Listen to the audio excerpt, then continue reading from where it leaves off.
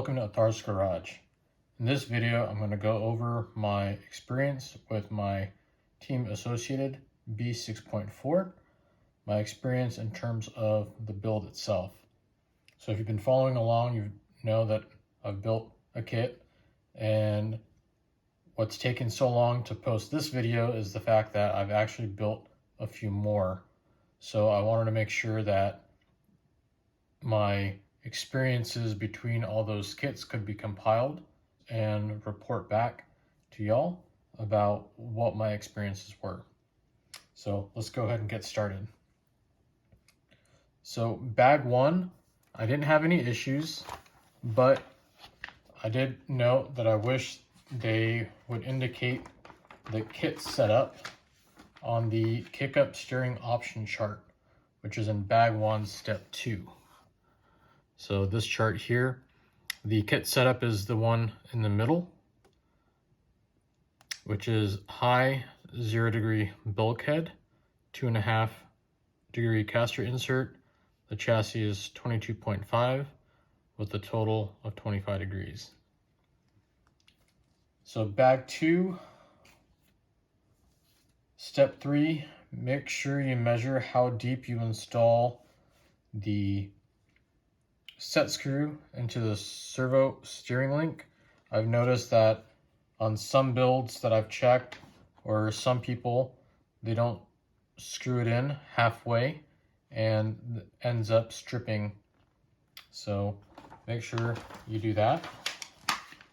So this is what I'm talking about right here. Make sure that you have an M3x10 set screw, you have a 1mm washer, so you know that you need to put it in 4.5 millimeters on both ends. Step 5 in bag 2 for the anti-roll bar collars. It doesn't say to put Loctite. I'd recommend putting Loctite just to make sure nothing gets loose. In bag 2, step 7, we have 2 M3x10 button head cap screws. Those are the cap screws that install on the top plate over here. There's 2 of them. Don't over tighten those because it'll cause the steering bell crank to bind. Also in bag 2, step 7, part number 91820, I reported that those are the anti-roll bar links. See if I can show those on camera. These links over here. Those were not in my bag when I built my kit. However, the new kits that are out, they actually take them off the sprue, which is supposed to be I believe in bag 9. They take them off the sprue and put them in bag 2. So that's one less thing you have to worry about. The other thing that I noticed on all the builds I've done and all the builds I've checked is that the steering linkage here actually hits the top plate. So I had to take an X-Acto, or you could also take a Dremel and just take off just a little bit of material to give that clearance, so that way it doesn't bind up. Let's see, bag 3 I had no issues, bag 4 I had no issues, bag 5 my diff cover looked warped and didn't sit properly, so I got the aluminum diff cover.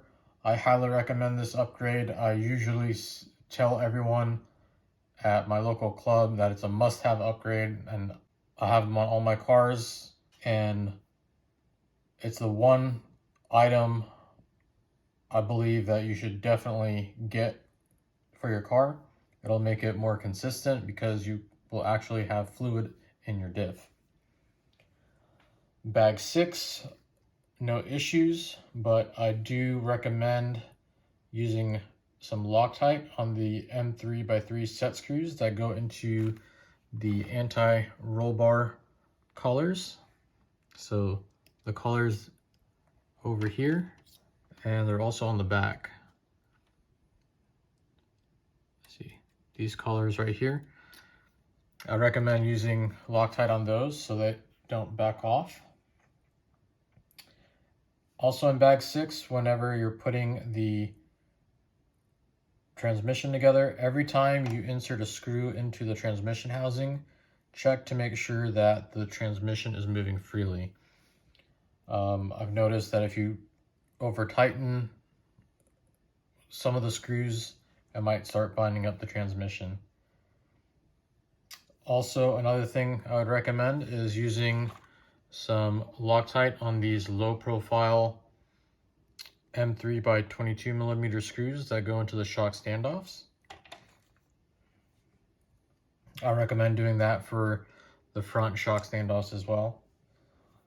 Let's see, in bag 7, I had to sand down the hub spacers in the rear, so that way they could rotate freely without binding. So when I sanded down the washer, there's a side that's pretty much flush, and there's a side that has some flashing on it. I took the material off the flashing side, so that way it was smooth on both sides. Don't over tighten the hinge pin in the back because it can cause the rear control arm to like pinch and cause binding. And just make sure that the nylock is engaged in the thread in the nut when you make sure that everything is moving nice and free. Bag 8 were the turnbuckles. No issues to report, but I highly recommend using either some grease or some light oil on the threads just to help with making the adjustments a lot easier.